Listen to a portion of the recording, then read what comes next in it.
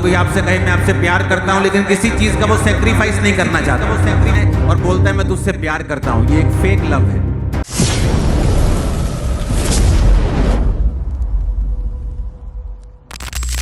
अपने घुटनों के बाहर आकर बोलो, परमेश्वर आज जो कुछ मैं सुनूं मैं इसे कभी ना भूलूं।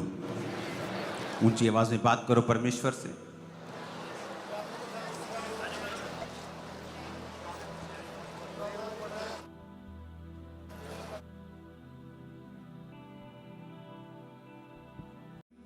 तू है जलाली खुदा, प्यार तेरा बेबयां। खुदाबंद आज जितना वचन हम सुने हैं हम 100 गुना फलों को लेके आए प्रभु यीशु मसीह के सामर्थी नाम में हम मांगते हैं। तारीफ करो जितनी ताकत है हाथों में। हालेलुया।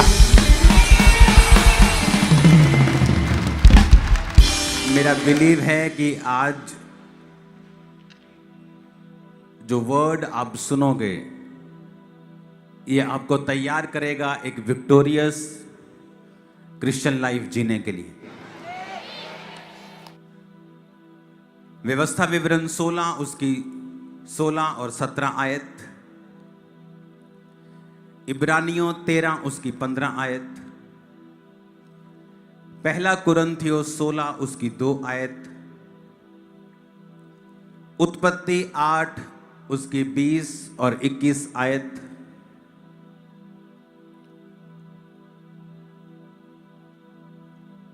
मैं फिर से पढ़ूंगा। व्यवस्था विवरण 16 उसकी 16 और 17 आयत, इब्रानियों 13 उसकी 15 आयत, पहला कुरिन्थियों 16 उसकी 2 आयत, उत्पत्ति 8 उसकी 20 और 21 आयत। आज के शीर्षक को, आज के टाइटल को हम देखेंगे अपनी स्क्रीन के ऊपर, द रिवॉर्ड ऑफ सैक्रिफाइस, कि एक बलिदान का रिवॉर्ड क्या होता है।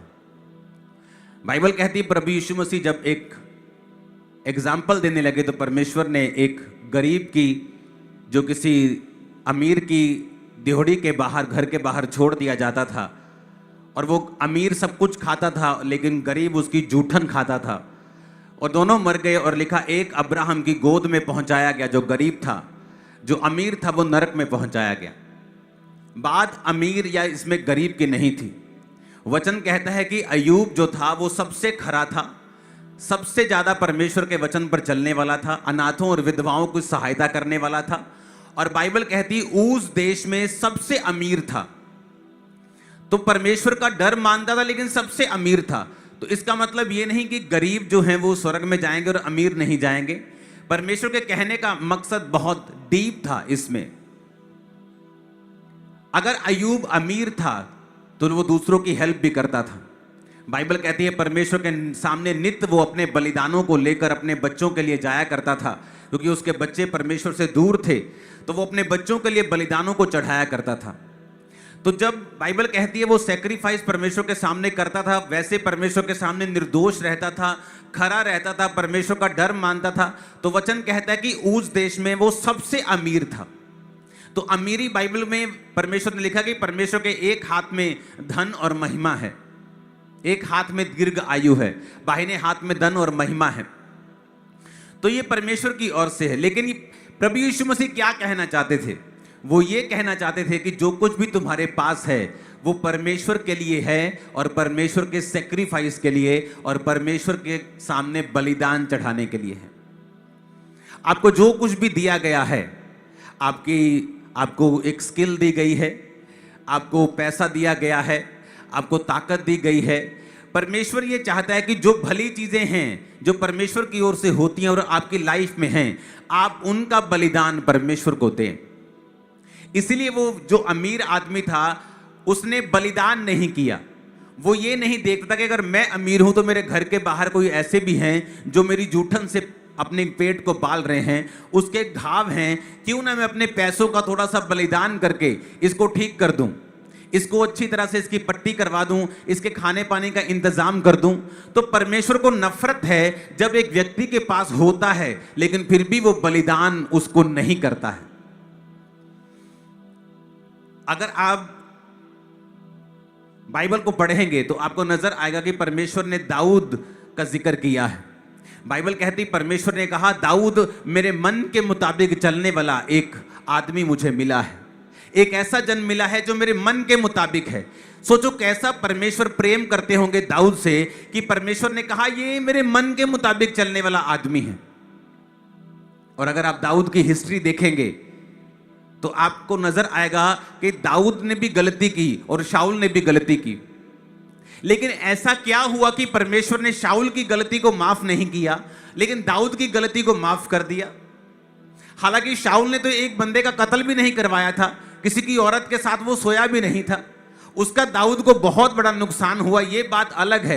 लेकिन पाप ऐसा लगता है कि दाऊद का बड़ा था लेकिन परमेश्वर ने फिर भी उसको माफ कर दिया, चाहे उसका नुकसान उसको उठाना पड़ा, उसके अपने बच्चे उसके कारण मरे, उसके घर में तलवार चली, उसको बहुत सारी दिक्कतों का सामना करना पड़ा, फैमिली उतनी बैलेंस कभी नहीं रही, बैलेंस बिगड़ गया उस पाप के कारण, क्योंकि उसने दूसरी की फैमिली का बैलेंस बिगाड़ा, वो बात अलग है। लेकिन परमेश्वर ने ऐसा क्यों उसकी लाइफ में किया और शाऊल की लाइफ में नहीं किया? अगर आप दाऊद की जिंदगी को देखेंगे बड़े ध्यान से तो दाऊद एक बलिदान देने वाला पुरुष था। दाऊद ने अगर आज की आप बात लगाएं तो उसने $3 बिलियन का सोना बो दिया था। आज अगर उसकी हम वैल्यू लगाएंगे, उस सोने की जो दाऊद ने बोया था वो कम से कम 26,000 करोड़ का सोना था आज की वैल्यू में। 26,000 करोड़ आज की वैल्यू। अगर जितना सोना दाऊद ने बोया था अगर आज उतना सोना किसी के पास हो तो वो 26,000 करोड़ बनता है। क्या आज कोई आप ऐसा अमीर दिखा सकते हैं जिसके पास 50,000 करोड़ हो और लेकिन उसने 26,000 करोड़ बो दिया हो? जिसके पास 10 करोड़ हो और उसने 5 करोड़ बो दिया हो? नहीं। बाइबल कहती है व्यवस्था विवरण 16 उसकी 16 और 17 आयत को जब हम पढ़ते हैं, परमेश्वर ने कहा वर्ष में 3 बार अखमीरी रोटी के पर्व, सप्ताहों के पर्व और झोंपड़ियों के पर्व, इन तीनों पर्वों में तुम सब पुरुष अपने परमेश्वर यहोवा के सामने उस स्थान पर जो वो चुन लेगा जाएं, और देखो खाली हाथ परमेश्वर के सामने कोई ना जाए। बाइबल कहती है जब आदम और हवा ने पाप किया तो परमेश्वर ने उनको पहले तो श्रापित किया, लेकिन उसके बाद वो धर्मी है और वो माफ करने वाला है। परमेश्वर ने उनको चमड़े के अंगरखे पहनाए क्योंकि उन्होंने पत्तों से अपने नंगेपन को ढांपा हुआ था। चमड़े कहां से आया? वो चमड़ा परमेश्वर ने एक भेड़ को कुर्बान किया। कौन थी वो भेड़? वो प्रभु यीशु मसीह थे। वो एक भविष्यवाणी थी कि मैं अपने एक लौते को तुम्हारे लिए, तुम्हारे पापों के लिए, जगत के पापों के लिए कुर्बान करूंगा और तुम्हारे नंगेपन को मैं उसके चमड़े से ढांक दूंगा। तो परमेश्वर ने सैक्रिफाइस किया क्योंकि परमेश्वर सैक्रिफाइस की कीमत को समझता है और यह भी जानता है कि अगर कोई किसी से प्यार करता है तो वो उसके लिए सैक्रिफाइस करेगा। अगर कोई आपसे कहे मैं आपसे प्यार करता हूं लेकिन किसी चीज का वो सैक्रिफाइस नहीं करना चाहता, आपका दोस्त कहता है मैं तुमसे प्यार करता हूं, ना तो वो अपने समय को निकालता है, ना अपने पैसे को खर्चता है, ना अपनी किसी चीज को वो हिलाता है और बोलता है मैं तुझसे प्यार करता हूं, ये एक फेक लव है। एक रियल लव जो होता है वो सेक्रीफाइस के साथ फॉलो करता है।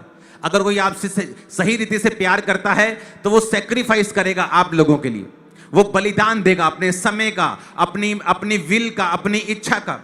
इसीलिए परमेश्वर नाराज हुआ था जब इजरायली लड़ रहे थे और अन्य जाति राजा ने अपने बाद आने वाले जो राजा था उसका बड़ा बेटा उसको कुर्बान कर दिया और इजरायलियों पर लिखा प्रकोप हुआ। हालांकि उसने शैतान के सामने बलि दी, लेकिन इजरायली लोग क्यों दुखी हुए? क्योंकि परमेश्वर नाराज हुआ कि एक अन्य जाति बंदा बलिदान की कीमत को समझता है लेकिन तुम लोग बलिदान की कीमत को नहीं समझते। वो बलिदान चढ़ा रहा है अपने सबसे कीमती चीज को, लेकिन तुम लोगों ने अपने सबसे कीमती चीज को संभाल के रखा है और मेरे लिए बलिदान नहीं किया। क्यों परमेश्वर ये एग्जाम्पल देता है कि मैं अब्राहम की गोद में लाजर को पहुंचाता हूं और अब्राहम की गोद में लाजर उस अमीर आदमी को कहता है, जब अमीर आदमी कहता है कि अपने लाजर को भेज, मेरे मुंह में उंगली डाल के वो ठंडा पानी थोड़ा सा जीभ को मेरी ठंडा कर दे, यहां आग बहुत है नरक में। क्यों अब्राहम का वो नाम लेता है? क्योंकि बाइबल कहती है अब्राहम भी एक सेक्रीफाइस करने वाला आदमी था। कौन है ग्रेट आदमी, कौन है great man and women of God, इस धरती के ऊपर महान परमेश्वर के जन कौन है? कोई नहीं, जिन्होंने बलिदान दिया है।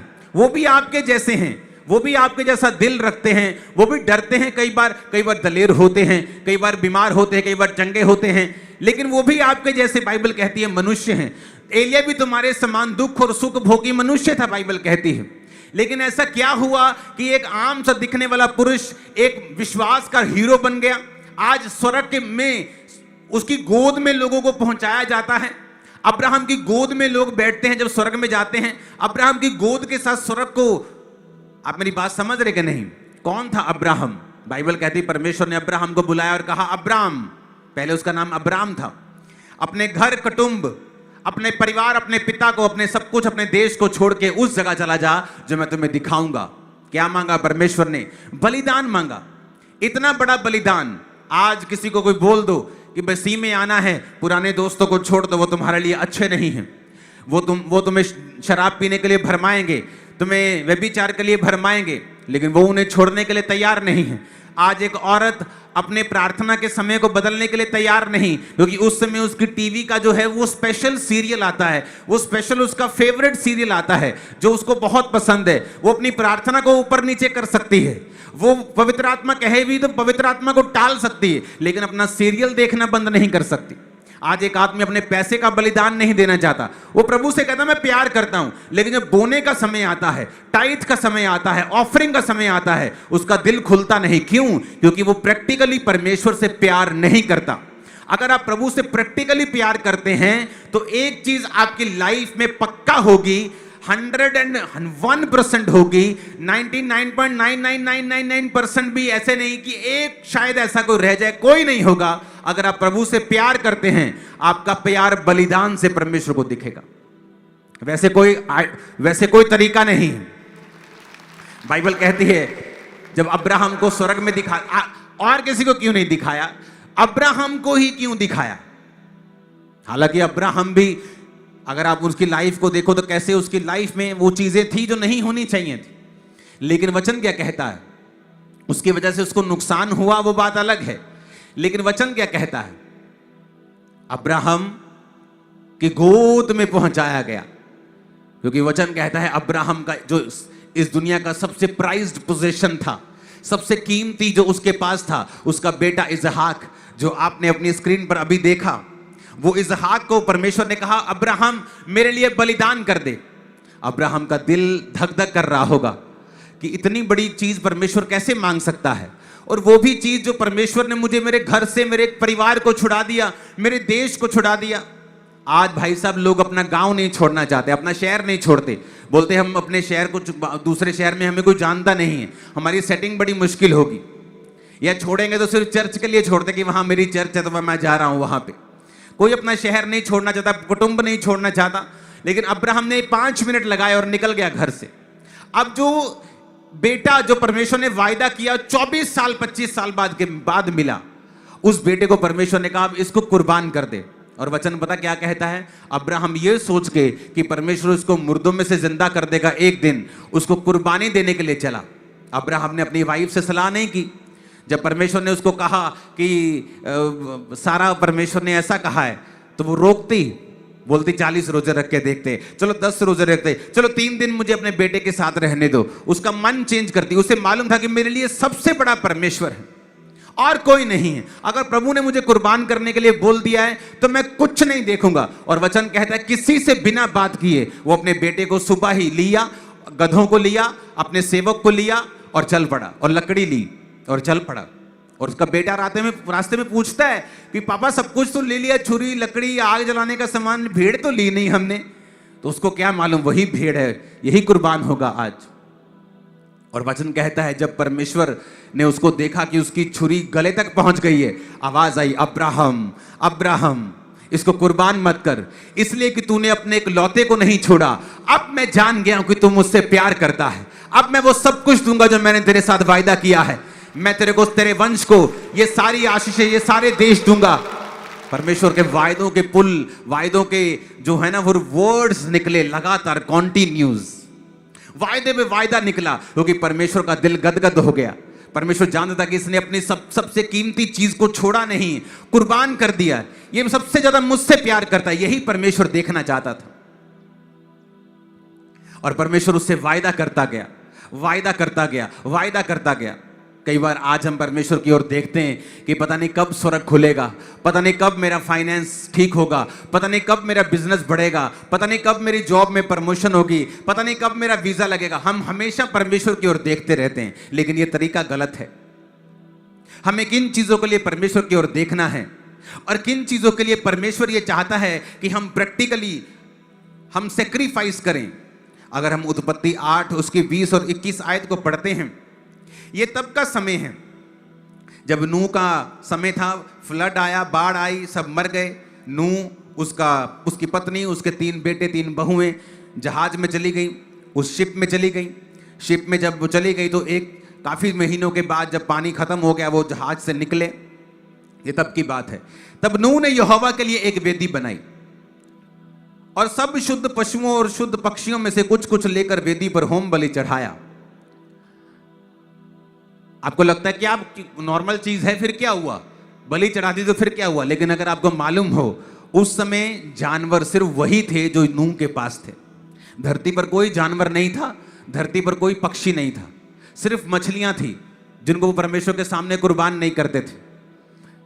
तो नूह के सामने बड़ा लिमिटेड सोर्स था और उसके पास ये भी था कि थोड़े दिन रुक जाते हैं, इनके बच्चे और होने दो। ऐसा ना हो कि मैं इनको चढ़ा दूं और बाद में जो 1-2 बचे हैं उनके बच्चे ना हो और धरती पर इनकी जाति नष्ट हो जाए। ऐसी गलती चेलों ने की। प्रभु यीशु मसीह बैठे थे और एक औरत संगमात्र में लिखा संगमरमर के पात्र में एक इत्र लेके आई और परमेश्वर के पांव पर उसे तोड़कर उंडेल दिया। बाइबल कहती है चेले रिसियाने लगे। वो चेले नहीं थे, वो एक ही चेला, वायरस वाला चेला था। कई बार एक वायरस वाला कोई आदमी आपकी टीम में होता है ना, वो सबको नेगेटिव करता रहता है, बड़ा जरूरी होता है ऐसों को निकालना। तो वो चेला कौन था? यहूदा इस्करियोती, क्योंकि वो चोर था। तो वो चोर था और बोलने लगा एक दूसरे को कि यार ये तो 200 दिनार में बिकता, आज की अगर वैल्यू लगाओ तो वो 1,80,000 का था। अगर आज आप 500 रुपए दिहाड़ी की लगाओ ना, तो वो आप लगा लो कि 1 लाख के करीब था। वो 1 लाख रुपए के करीब है। 200 दिनार, 1 दिनार मजदूरी अगर होती थी तो 200 दिन की वो मजदूरी थी। आज 500 रुपए भी कम से कम मजदूरी लगाओ तो 1 लाख रुपए का वो इत्र था। तो बोलने लगे कि परमेश्वर के पांव पे उंडेल दिया, क्या जरूरत थी? 1 लाख का बेचते, लंगर लगाते, लोग खाते। तो परमेश्वर यीशु मसीह ने क्या किया? सही है, ठीक कहा तुमने। परमेश्वर कहता नहीं, कहता जो इस औरत ने किया है वो अच्छा किया है। जो कुछ मुझ पे बहाया जाएगा वेस्ट कभी नहीं होगा। तो परमेश्वर ने क्या कहा? इसने बलिदान किया है। अब देखो बलिदान की को परमेश्वर किस निगाह से देखता है। जो व्यक्ति बलिदान करने वाला होता है वो स्वर्ग में याद किया जाता है, सदा के लिए छप जाता है। कैसे? अब्राहम ने परमेश्वर के सामने बलिदान किया, लाजर अब्राहम की गोद में पहुंचाया गया। दाऊद ने 26,000 करोड़ का बलिदान किया, कहां पहुंचाया गया? आज जो दर्शन देखते हैं, प्रकाशित वाक्य की पुस्तकें और डैनियल की पुस्तकें, यहोजकल की पुस्तकें पढ़ते हैं, आपको उनमें दाऊद नजर आता है। अगर आप प्रोफेटिकली उनकी स्टडी करेंगे तो स्वर्ग में वो परमेश्वर के, कितने मेरी बात को समझ रहे हैं? कौन था वो? सेक्रीफाइस करने वाला आदमी। अब यहां पर भी क्या हो रहा है? एक सेक्रीफाइस हो रहा है। अपने पड़ोसी को बोलो सेक्रीफाइस कर। अब उस औरत ने बलिदान दिया तो परमेश्वर ने क्या कहा? परमेश्वर देखो बलिदान किस तरह से प्रभु देखता है। परमेश्वर ने कहा जब कभी इस धरती पर सुसमाचार प्रचार किया जाएगा, इस औरत के बारे में जिक्र किया जाए। मैं आपको गारंटी देता हूं, आप में से 90% लोग 12 चेलों के नाम नहीं बता पाएंगे, पर इस औरत का नाम आप जानते हैं कि उसने वहां इत्र बहाया था। क्यों? क्योंकि जो सेक्रीफाइस है वो सदा के लिए छपता है परमेश्वर के दिल में, सदा के लिए।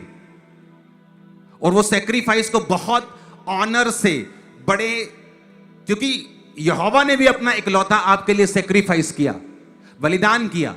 तो जब आप कुछ बलिदान करते हैं तो परमेश्वर उसको इज्जत और ऑनर की निगाह से देखता है।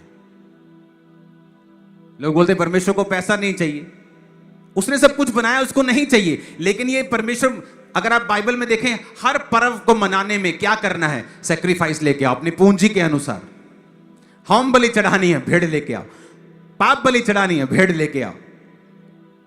स्वेच्छा बलि, भेड़ लेके आओ। होम बलि, भेड़ लेके आओ। गलती हो गई, भेड़ लेके आओ। क्योंकि जो सेक्रीफाइस है, वो हमारे बलिदान है, वो हमारे प्रेम को प्रैक्टिकली परमेश्वर के सामने प्रदर्शित करता है।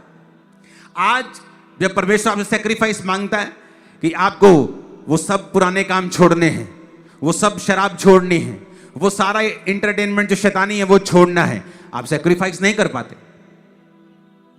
आप सेक्रीफाइस कई बार नहीं कर पाते अपने ऐसे पॉलिटिकल कैरियर को जो परमेश्वर चाहता अभी आप छोड़ दें, क्योंकि वो आपको आगे नहीं बढ़ने दे रहा। आप सेक्रीफाइस नहीं, जब आप सेक्रीफाइस नहीं करते, परमेश्वर की निगाह में आप एक मूल्यवान इंसान कभी नहीं बनते।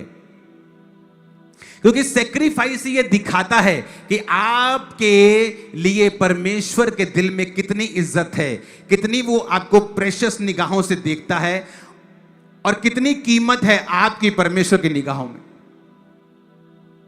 आज कहां विश्वासी लैग करता है, कमी है उसकी लाइफ में, सेक्रीफाइस में, वो बलिदान की कमी है।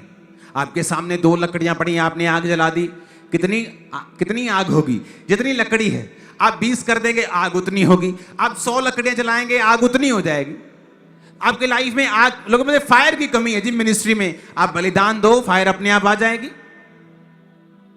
मैंने बलिदान दिया अपनी पर्सनल लाइफ को मिनिस्ट्री में। जब मिनिस्ट्री बढ़ रही थी, मैंने अपनी लाइफ को बिल्ड नहीं किया। लोग हैरान होते हैं जब ये चर्च, अब इंडिया की हम फर्स्ट नंबर पे आते हैं, सेकंड नंबर पे एक हैदराबाद में चर्च है। सुनो, जब ये चर्च इंडिया की सेकंड नंबर की चर्च थी, पंजाब की सबसे बड़ी चर्च थी, उत्तर भारत की सबसे बड़ी चर्च थी, मैं रेंट पे रहता था तब भी, और लोग शौक थे। हाँ, मैं लोगों को घर बना के दे रहा था, लोगों को प्लॉट्स लेके दे रहा था, चैरिटीज कर रहा था, लेकिन मेरी पर्सनल लाइफ, मैं तब भी रेंट पे था।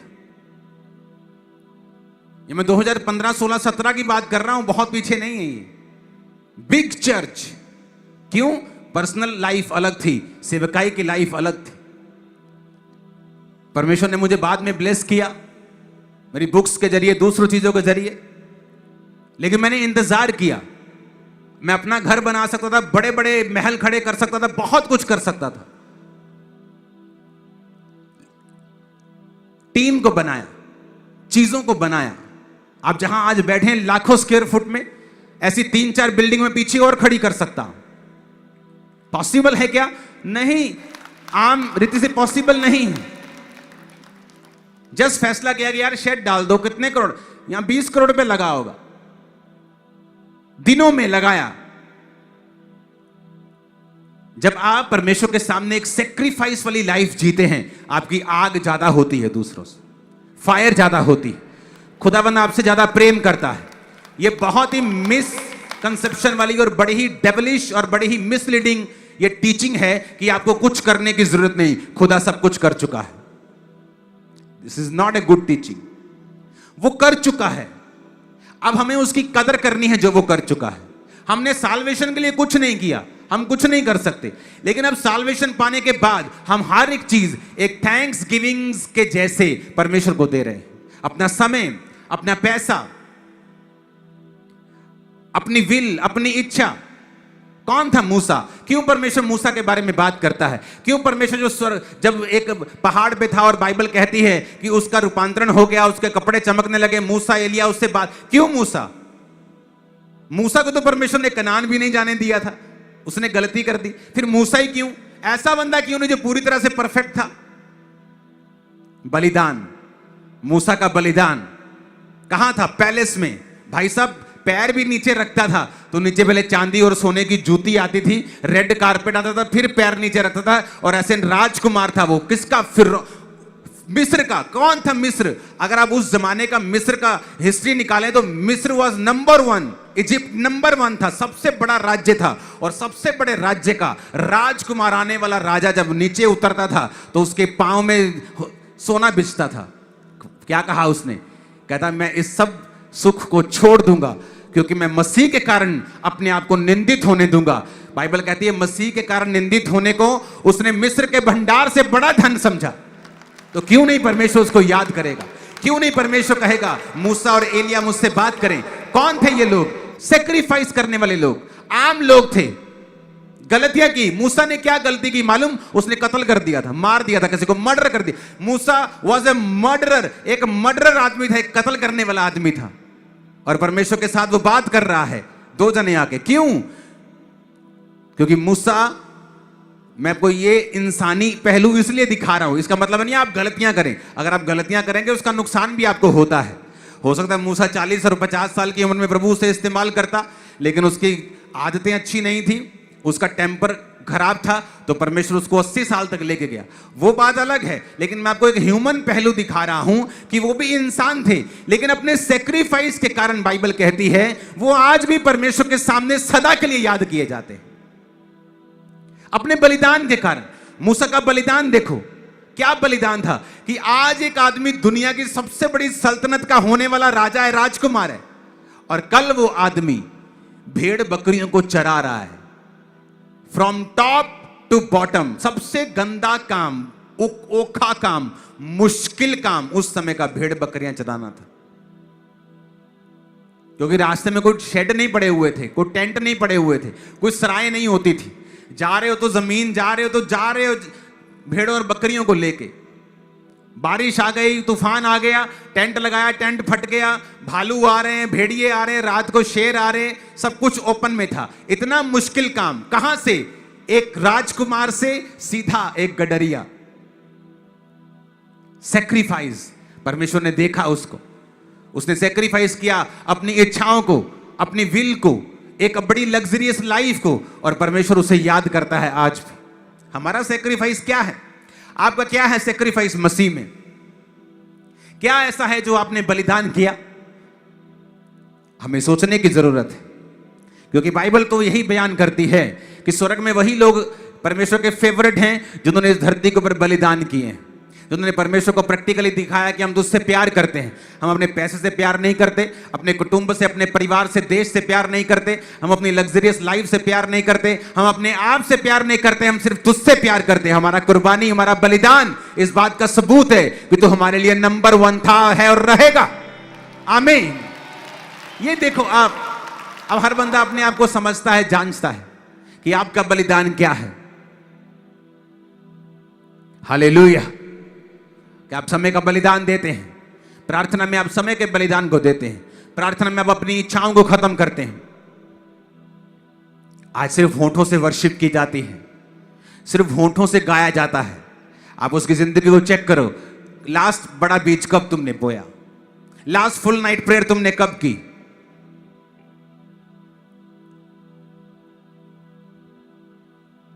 लेकिन वो नहीं है। इसीलिए आज की कलीसिया रिजल्ट लेने के लिए स्ट्रगल करती है। आपको स्ट्रगल करने की जरूरत नहीं है। इब्रानियों 13 उसकी 15 आयत में लिखा है, इसलिए हम उसके द्वारा स्तुति रूपी बलिदान, अर्थात उन होठों का फल जो उसके नाम का अंगीकार करते हैं, परमेश्वर को सर्वदा चढ़ाया करें।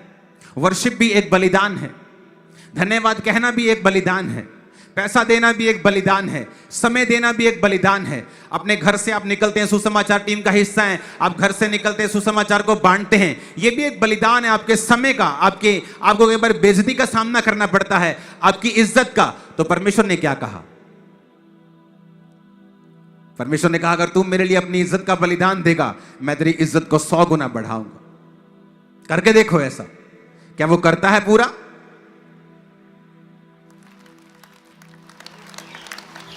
लेकिन हमें डर लगता है, खासकर जब बंदा एक ऊंची पोजीशन पे होता है या पैसे वाला होता है, वो ये काम नहीं करना चाहता। इसलिए अगर आप देखेंगे तो उन पे आत्मा भी नहीं उतरता। वो क्रिश्चियन तो हैं, लेकिन उस तरह से जुम्बश नहीं करता परमेश्वर उनकी जिंदगी के ऊपर से। अपने पड़ोसी को बोलो बलिदान चढ़ा। वचन कहता है, परमेश्वर ने क्या कहा? परमेश्वर ने कहा अगर तू देगा तो मैं तुझे कैसे दूंगा?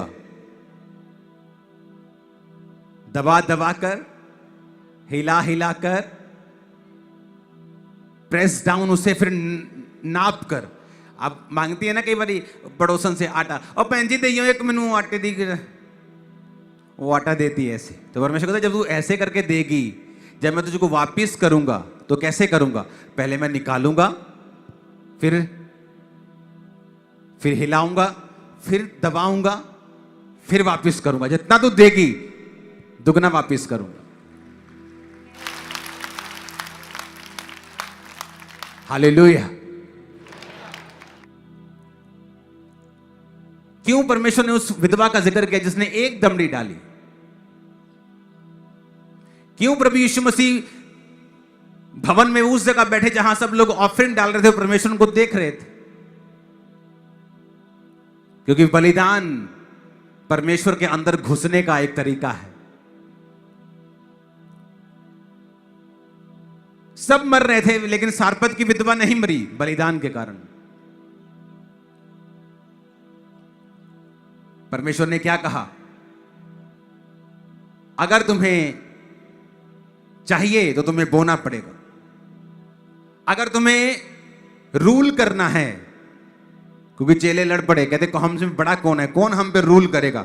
जब प्रभु यीशु मसीह चले जाएंगे तो हम में से बड़ा, सबसे बड़ा कौन होगा? तो परमेश्वर ने समझाया कि जो तुम में से सबसे छोटा होगा, जो सर्व करेगा वो बड़ा होगा। बलिदान। परमेश्वर ने कहा जो तुम में से सबसे ज्यादा नम्र होगा उसकी प्रमोशन होगी। नम्रता क्या है? एक नम्र जीवन जीना, एक बलिदान का जीवन जीना। हालेलुया। आप रोज परमेश्वर की ग्लोरी को एक्सपीरियंस करना चाहते हैं, पवित्र आत्मा को एक्सपीरियंस करना चाहते हैं, उसकी सामर्थ्य का एक्सपीरियंस करना चाहते हैं, आपको रोज मरना होता है। क्योंकि रोज परमेश्वर की ग्लोरी को एक्सपीरियंस करने के लिए आपको अपना क्रूस उठाना पड़ता है, रोज मरना होता है। क्या है रोज मरना? कि आपका दिल कर रहा है कुछ खाएं लेकिन आपने रोजा रखा है, ये एक बलिदान है। आपका दिल कर रहा है टीवी देखने का, कोई शादी आ गई, आपको संडे जाना है, लेकिन आप बलिदान देंगे और संडे उस शादी पे नहीं होंगे, क्योंकि ये आपका बलिदान है कि आप प्रभु के घर में होने चाहिए संडे। लेकिन आज क्रिश्चियन बलिदान नहीं देता, बलिदान नहीं देता पर आग पूरी चाहता है, लकड़ी नहीं लाता पर फायर चाहता है। तो फायर अपने आप तो आएगी नहीं, जितनी लकड़ी होगी उतनी ही फायर होगी। परमेश्वर के दिल में घुसने का तरीका है बलिदान देना, और ऐसा बलिदान देना जो आपको हिलाए और प्रभु को भी हिलाए। और वचन फिर से पढ़ेंगे हम, उत्पत्ति 8 उसकी 20 में। नूह ने यहोवा के लिए वेदी बनाई, शुद्ध पशुओं शुद्ध पक्षियों में कुछ कुछ लेकर वेदी पर होम बलि चढ़ा दिया। इस पर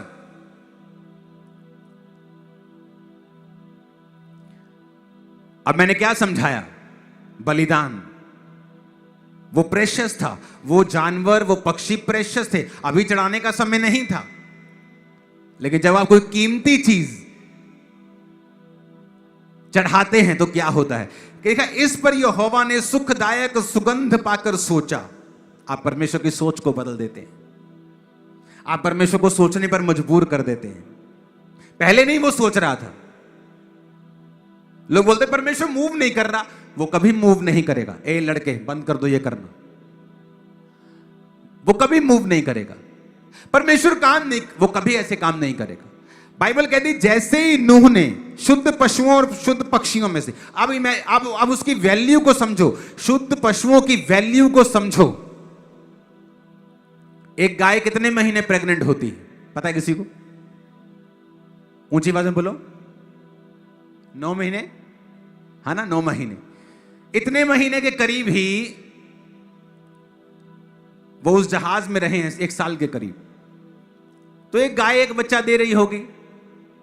इमेजिन को जब शुद्ध पशु को बलिदान किया गया तो ऐसा नहीं था पशु बहुत बढ़ गए थे, लेकिन वो प्रेशियस था, वो कीमती बलिदान था। फ्यूचर की परवाह किए बगैर दिया गया बलिदान कि फ्यूचर में क्या होगा। जैसे ही उसने बलिदान दिया, लिखा इस पर यहोवा ने सुखदायक सुगंध पाकर सोचा।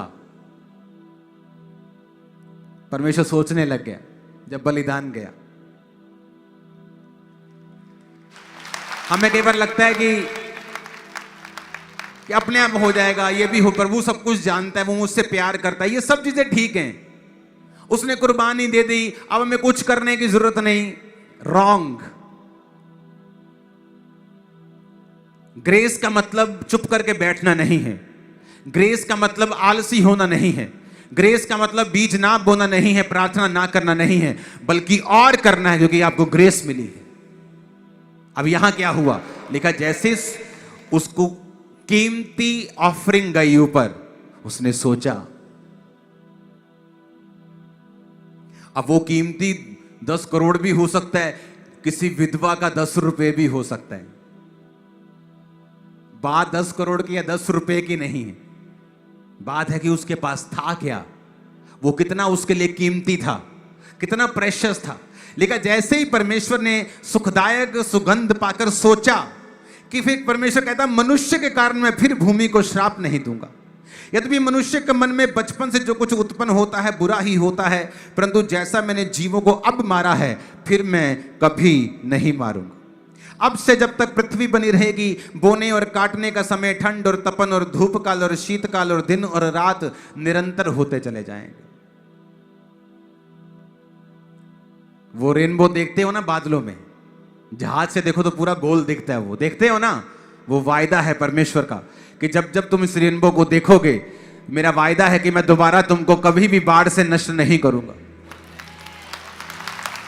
बाइबल पढ़ के देखो, हजारों साल पहले के ये वर्ष है, वो परमेश्वर का रेनबो है, परमेश्वर ने बनाया है कि अब मैं फिर से धरती को नष्ट नहीं करूंगा। और कहां से शुरू हुई ये कहानी? बोने से। क्या बोया? शुद्ध पशु, शुद्ध पक्षी, प्रेशियस भेंट बो दिया।